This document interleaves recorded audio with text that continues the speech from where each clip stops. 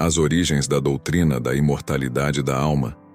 Nós vimos no artigo Ressurreição ou vida imediatamente após a morte, que a Bíblia apresenta clara e unanimemente que os mortos estão dormindo e não têm consciência. Apenas para clarear novamente, eis alguma das passagens a este respeito. Daniel 12:2 diz: E muitos dos que dormem no pó da terra ressuscitarão, uns para a vida eterna e outros para vergonha e desprezo eterno. A vida eterna começa não com a morte, mas com a ressurreição. Até aqueles que morreram estão no momento dormindo no pó da terra. Veja que Deus não diz a Daniel: e muitos daquelas almas estão agora no céu. Assim também com Paulo, ao falar aos Tessalonicenses sobre a morte e a esperança que temos na ressurreição, ele falou sobre aqueles que estavam dormindo. Veja os termos que ele usa. 1 Tessalonicenses 4:13-16. Não quero, porém, irmãos, que sejais ignorantes acerca dos que já dormem, para que não vos entristeçais como os demais, que não têm esperança. Porque se cremos que Jesus morreu e ressuscitou, assim também aos que em Jesus dormem, Deus os tornará a trazer com ele. Dizemos-vos, pois, isto, pela palavra do Senhor, que nós, os que ficarmos vivos para a vinda do Senhor, não precederemos os que dormem.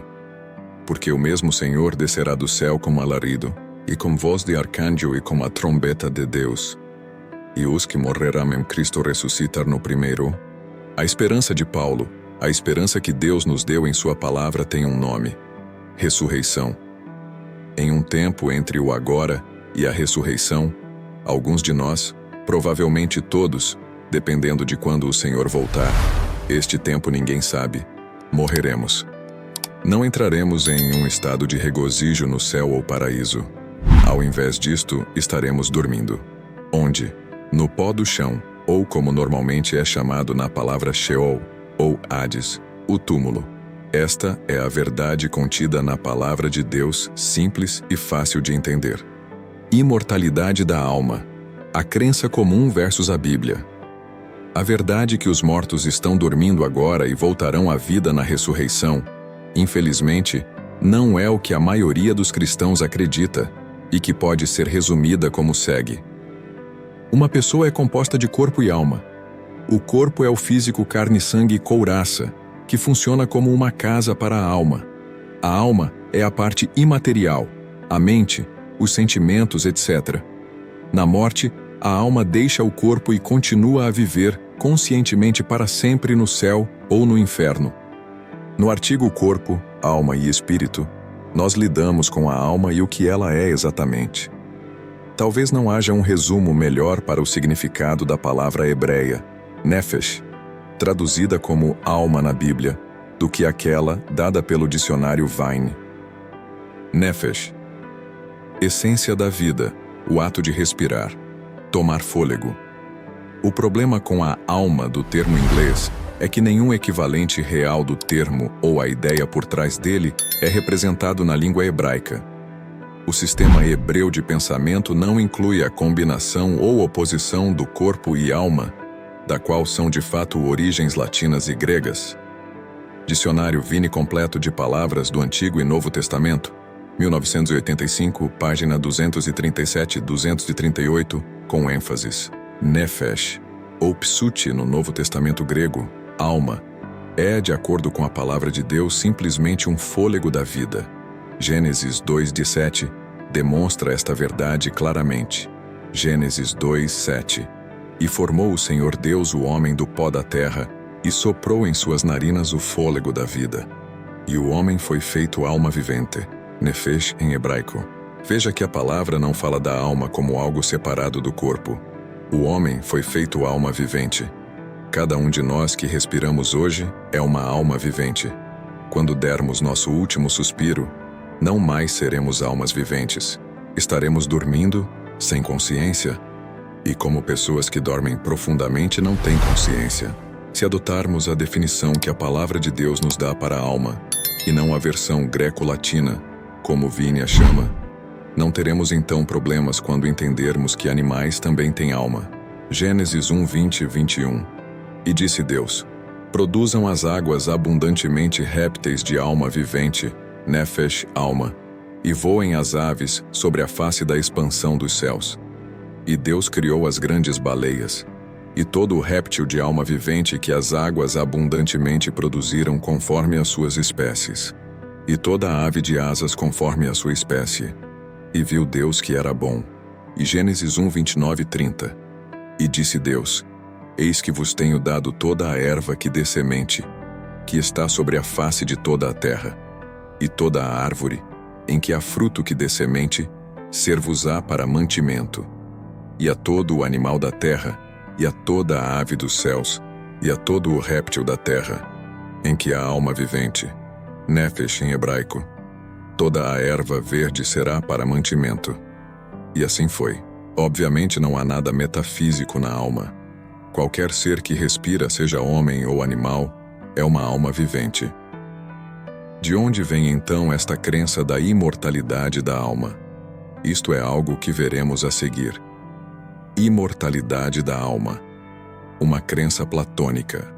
Em relação à origem da ideia da imortalidade da alma, Vine já nos deu algumas dicas a respeito. Esta crença vem da filosofia grega, defendida especialmente por dois filósofos gregos, Platão e Sócrates. Platão, embora não seja o primeiro a defender a doutrina da imortalidade da alma, ele foi definitivamente o mais eloquente.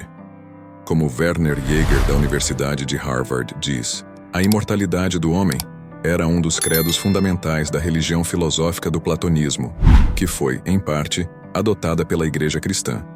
Werner Jaeger, As Ideias Gregas da Imortalidade, Revisão Teológica de Harvard, volume Liai, julho 1959, número 3, com ênfases. Como a Enciclopédia Católica, tópico, a Escola Platônica, também nos informa. A grande maioria dos filósofos cristãos até Santo Agostinho foram platônicos. O que Platão acreditava a respeito da alma? Platão era discípulo de outro filósofo grego, Sócrates. A obra de Platão, Fédon, é um diálogo no qual retrata a morte de Sócrates. Agora compare isto com o que Deus e seu arqui-inimigo, o diabo, dizem em Gênesis 2 e 3. Gênesis 2, 16 e 17, 3, 4. E ordenou o Senhor Deus ao homem, dizendo: De toda a árvore do jardim comerás livremente, mas da árvore do conhecimento do bem e do mal, dela não comerás, porque no dia em que dela comeres, certamente morrerás. Então a serpente disse à mulher: Certamente não morrereis. A primeira coisa que foi ensinada ao homem é, embora caído, supostamente imortal era o diabo no jardim do Éden. Compare certamente não morrereis com a doutrina da imortalidade da alma. Sua alma é imortal e viverá para sempre. Billy Graham disse. Embora o respeite muito, a mesma coisa disseram também Platão e Sócrates. De acordo com eles, não uma morte real. Certamente não morrereis. Sua alma apenas deixa o corpo e vive eternamente no céu ou no inferno, dependendo do que se tem feito. Irmão, isto não é uma crença cristã, é uma crença pagã, ensinada primeiro pelo pai da mentira no jardim do Éden. Imortalidade da alma. Outras fontes, os fundadores da Igreja. A imortalidade da alma é algo contrário às Escrituras, e é também estabelecida pela Enciclopédia Judaica, que diz a esse respeito. A crença de que a alma continua existindo após a morte do corpo não está nos ensinamentos da Sagrada Escritura. A crença da imortalidade da alma vem de judeus que tiveram contato com os gregos, de modo especial sobre a filosofia da Platão e seus princípios, que foi conduzido por meio dos mistérios órficos e eleusianos, dos quais os egípcios e babilônios foram estranhamente misturados. A Enciclopédia Judaica, artigo Imortalidade da alma, com ênfases. Porque assim como todos morrem em Adão, assim também todos serão vivificados em Cristo. Mas cada um por sua ordem.